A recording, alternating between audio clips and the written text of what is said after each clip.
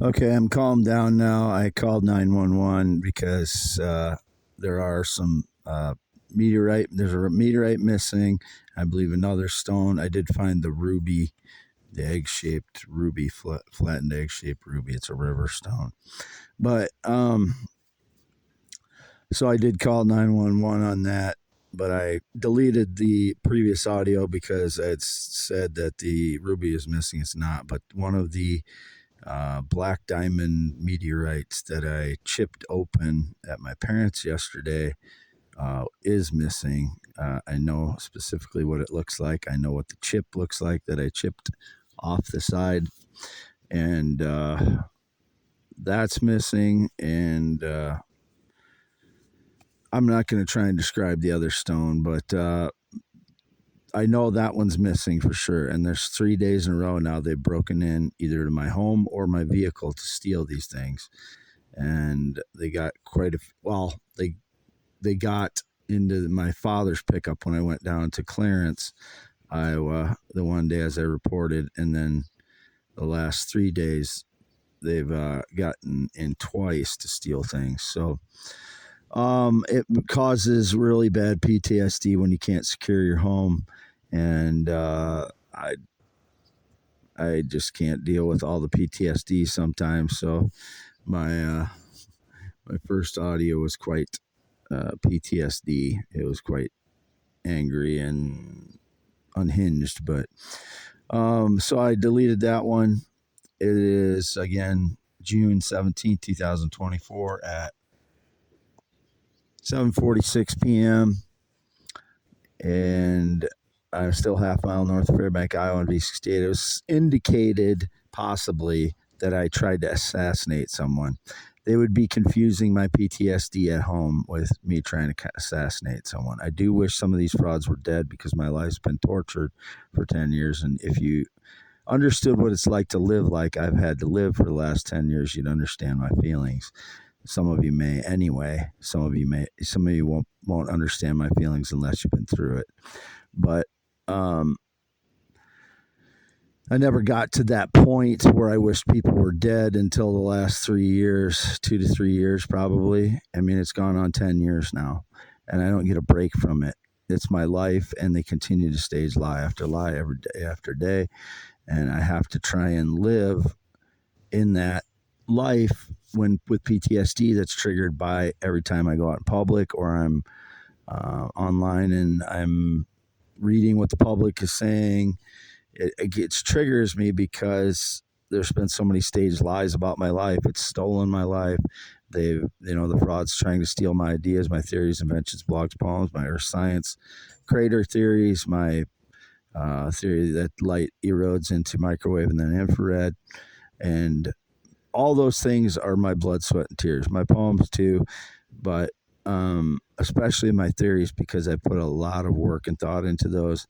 And my poems, I've written probably over 2,000, 3,000 poems now.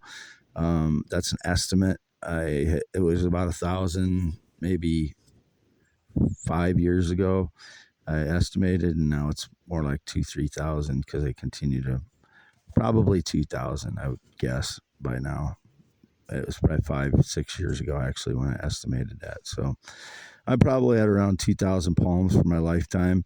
So that's kind of spread out over a lot of time since I was 20 and I'm 52 now. So that's, it's less traumatic if you steal one little poem, but that's because my life's been destroyed for 10 years. If it never happened to me before, it would be devastating if someone stole one of your pieces of you that you're telling to the world. But I still am entitled to everything I create. My poems, my theories, my blogs, my inventions. They're all mine. There's no AI involved in any of it. I noticed after I mentioned I never want to be connected to AI today when I was on my secondary phone, they made it almost impossible for me to type. Like I'd hit a button and it would make the button I'd try to type a letter and it would type a number, it was just really screwed up after I said I never want to be connected to AI in any way on my poem. And so, that's the kind of games I have to deal with for the last 10 years. If I say something like that, then they taunt me by digitally causing some kind of game that I have to deal with then. And that all affects my PTSD. It all adds up on top of it. So it causes me to be more dysfunctional every time something like that happens, or someone breaks in or steals some of the stuff that I accumulated. Um, so I haven't been on anybody else's property. I haven't gathered any rocks on it, or meteorites, or gems, or stones of any kind, or minerals on anybody else's property other than my parents.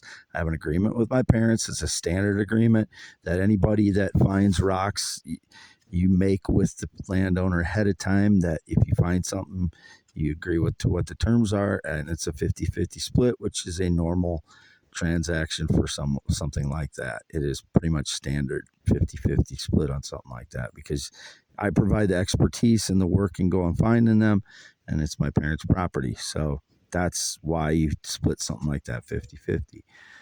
But every time they steal something from me, it adds to my PTSD. And whether it's my mother's or not, I'm going to get a 50% commission if I sell something valuable. So they're stealing from both me and my parents, because I put the work into it and the research into it, and it's my parents' ground they worked all their life for. And I'm not exaggerating that. They've worked. My father's farmed his whole life, and my mother's was a teacher for a few years, and then worked on the farm with my father, and so did I. And when I was a kid, from age 10 to 18. So all I'm trying to do is tell the truth here. Some fraud threw a piece of pyrite onto the field here. I put it in with the pile of rocks that I put beside the side of the field. I don't know what's happened to that piece of pyrite since. If anybody stepped foot on the property, they don't have permission to be on the property other than my parents and myself. I have no agreements with anybody else. All that property that was stolen is mine, and my parents, and mine once I sell it, 50%. It is not, they are not entitled to stealing anything of mine. The people that did, there's no justification for it. I had no connection to them. They did nothing to them. I wasn't on anybody's property other than my parents. And so I wasn't across the road. There was a woman I told my mother about. It was in an extended cab white dually. And I said she looked like that woman from the news, Marjorie Taylor Greene, size and shape and blonde hair. And this woman had a extended cab white pickup truck with a bunch of stickers in the back of her window. I don't know who it was. I didn't stop to talk to her because, it was quite suspicious that she was looking for rocks right across the road where I was finding them. I don't have a problem as long as she had an agreement with my Uncle Dorland, who owns the property, but he's in a nursing home, so I doubt if he gave her permission to be there.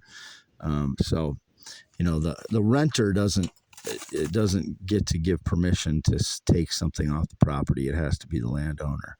So my cousins rent that property, last name Kane. So they don't own the property as far as I know, but I have not been on that property. So if they try to justify anything, these rocks are not from their property. They're from mine, or my parents, not mine, but I have permission to be on the property that I'm on. I was not on their property. Again, it is June 17th, 2024, 7:54 p.m.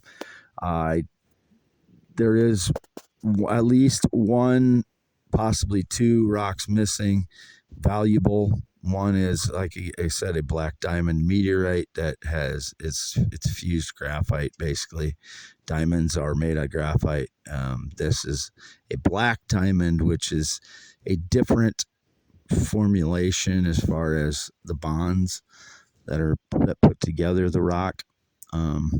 Supposedly, the black diamonds are tougher, but they're not as how's it go?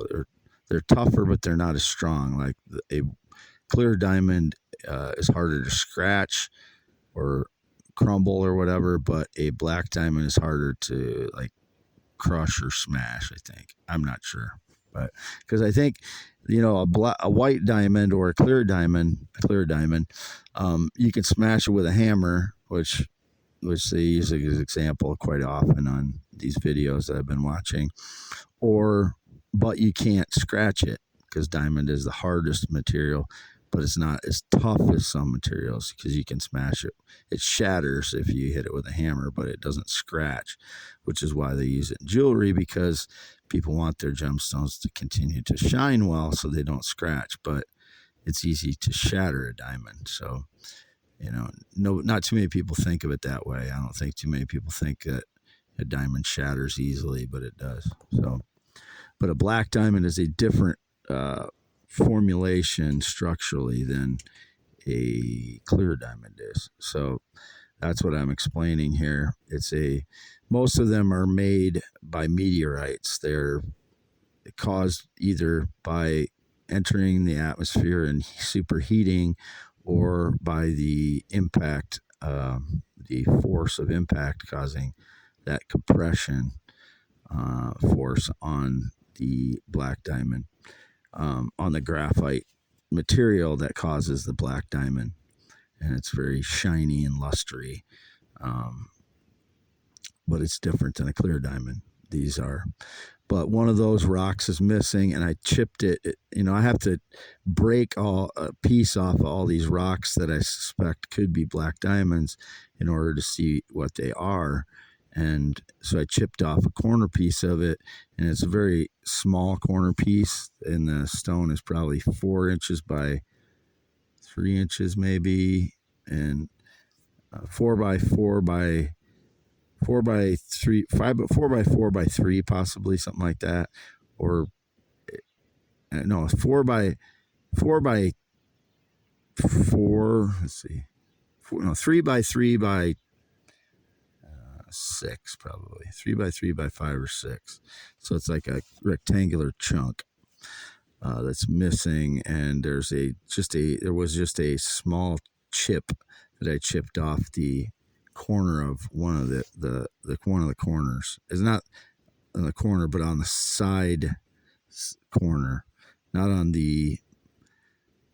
where there's three edges that come together, but where there's 2 edges that come together, down to pretty much the corner, I think. But it's just a little sliver I chipped off to see what it looked like inside. So I've done all the work to gather them, research them, see what they are, and then process them to find out, what's inside them. And then, all legally on my parents' property, and these frauds break in and steal them justifiably. There's no justification.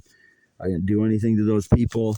I was on my parents' ground legally. I was never on anybody else's ground, and some fraud threw a chunk of pyrite onto the land there, where my parents' farm, and I put that with the pile of rocks because it's shiny, so I picked it up and I recognized that it was fool's gold right away, pyrite. So I didn't take it with me in the car. I just left it on the field. But I don't know it was just too suspicious that it was sitting on top of the ground, that it was just sitting there. You're not normally going to find a piece of pyrite that looks like that here. It's more of like something you'd find in Alaska or something, that piece of pyrite. You might find something like that in Iowa, but I'm pretty sure somebody just threw it on there. So if they tried to justify that I stole it or something, they threw it on there. That thing's a piece of worthless. Pyrite is worthless, basically, so it's not worth anything. Signing off, Wade Heineman, use for youtube.com/@IAM, WADEHEINEMAN at 7:59 p.m., half mile north of Fairbank, Iowa on V68.